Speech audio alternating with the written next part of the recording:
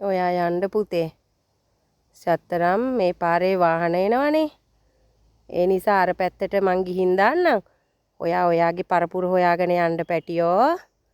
මහ පාරට එන්න එපා. ඔයාව හප්පලා චුරු කරලා දායි හරිද? මං අතන්ට දානවා. ඔයා පරිස්සමට ඔයාගේ රෑනට යන්න. තෙරුවන් සරණයි. හරිද? තෙරුවන් සරණයි ඈ. ආදරෙන් හම්බුණානේ මං.